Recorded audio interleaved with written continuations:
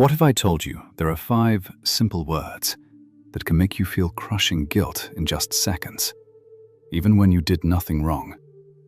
These aren't loud shouts or angry accusations. They're quiet, subtle, and they slip straight into your mind before you even realize what's happening. If you've ever walked away from a conversation feeling heavy, feeling like you owe someone something, feeling like you're the bad guy, then this video is speaking directly to you. Stay with me, because once you know these 5 forbidden words, you'll never hear them the same way again. And more importantly, you'll never let them control you again. Let's dive in. The first forbidden word is disappointed. Imagine this. Your partner looks at you with those sad eyes and quietly says, "I'm just disappointed." Not angry, not yelling, just disappointed. Suddenly your stomach drops. Your mind starts racing. What did I do? How can I fix this? Why am I such a letdown? Here's the dark truth. The word disappointed doesn't just describe their feelings. It turns your own standards against you. Your brain is wired to crave approval from the people you care about. When someone says they're disappointed, it triggers the same pain as rejection. It's like your inner child hearing, "I expected better from you." Real example. A mother tells her adult son, "After all these years, I'm disappointed you won't come home for the holidays." He cancels his plans immediately, not because he wants to, but because guilt floods in and drowns his own needs.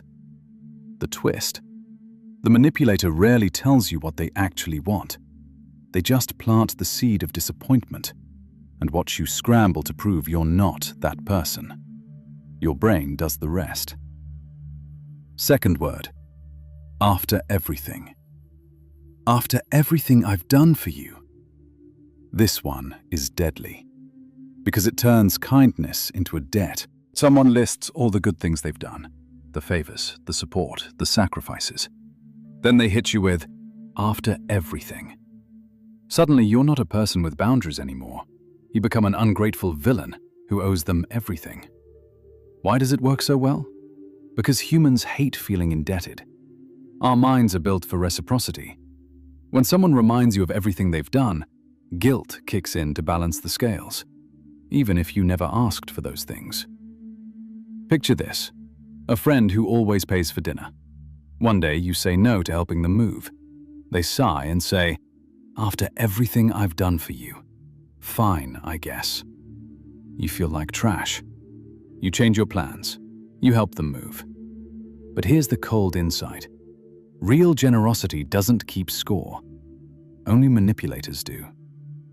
After everything is never about gratitude. It's about control. They make you question your own character, so you'll do whatever it takes to prove you're not selfish. Third forbidden word, selfish. Simple, sharp, devastating. You're being selfish. Said at the right moment, this word can make even strong people fold instantly. Why? Because deep down, most of us are terrified of being seen as selfish. Society taught us from childhood, share, be nice, think of others first. Manipulators know this weakness. They don't attack your actions, they attack who you are. Selfish turns a normal boundary into a moral failure. Real-life example. Your partner wants you to skip your gym session again to listen to their problems. You say you need time for yourself. They whisper, "Wow, I didn't know you were so selfish." Instant guilt. You cancelled the gym. You listen. Again. The psychological trap here is brutal. Guilt is an emotion designed to keep groups together. When someone calls you selfish, your brain sees it as a threat to your belonging. You feel wrong, isolated, worthy of punishment. And that's exactly what they want. A weaker, more dependent you. But here's the twist. The most selfish people are often the ones throwing the word selfish at others to hide their own demands. Fourth word, if you really, If you really loved me, you would. If you really cared, you wouldn't. This is pure emotional blackmail, dressed up as a test of love. It puts you in a no-win situation. Say no, and you prove you don't care. Say yes, and you lose a piece of yourself. Your brain hates this conflict.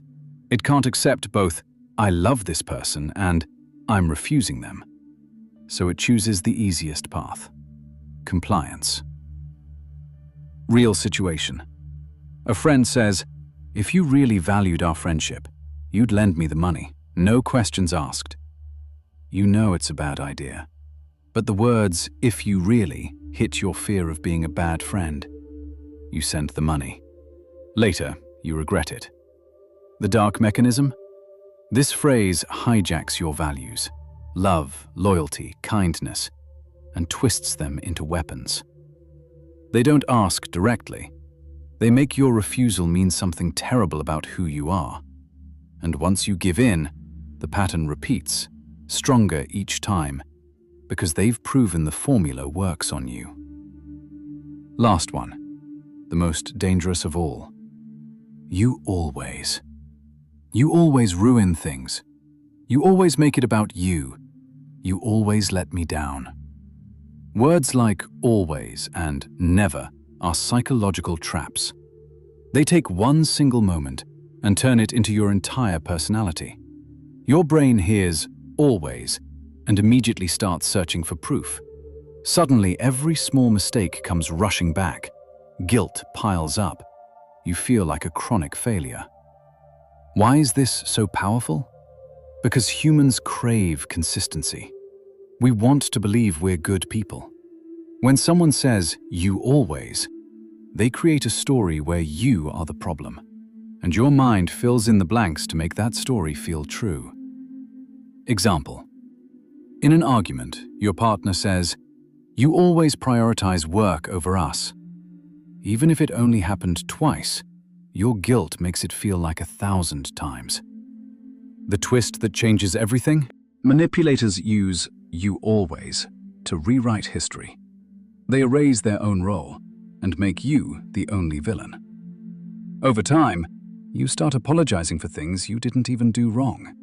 Your confidence slowly disappears. Your reality becomes blurred, and you become so much easier to control. So those are the 5 forbidden words. Disappointed, after everything. Selfish, if you really. You always. They sound so innocent, but they are master keys to your guilt response. Your brain reacts this way because guilt was originally a survival tool. It kept early humans working together in tribes. But manipulators hijacked that system. They trigger your fear of rejection, your need for approval, your deep desire to be seen as good. And they do it with just a few quiet words. The scary part? Most people who use these words don't even realize how dark it is. Some do it without thinking. Others learned it from their own pain. But the result is always the same. Control without force. Power without confrontation. Now that you know them, you'll start hearing these words everywhere. That colleague who sighs and says they're disappointed. That family member who reminds you, after everything we've been through. That partner who quietly asks, if you really cared. You'll feel the familiar pull, the drop in your stomach. But here's your new power. Awareness breaks the spell. The next time you hear one of these words, pause. Don't rush to fix their feelings. Ask yourself, is this really about my actions, or is this about their control? Real boundaries don't need guilt to be respected. You don't owe anyone your self-worth. You are not responsible for managing other people's emotions at the cost of your own peace. The most dangerous manipulators don't raise their voice. They lower it and whisper these forbidden words until you hand over your freedom willingly. But not anymore. From today, when you hear them, you'll smile inside, because you'll know exactly what they're doing, and you'll choose yourself. Because the only person you truly owe anything to is the version of you that refuses to be controlled. If this video hit something deep inside you, drop a comment below with which word you've heard the most. And remember this: the moment you stop feeling guilty for living your life is the moment you finally start living it. Thanks for watching until the end. Stay aware, stay free. See you in the next one.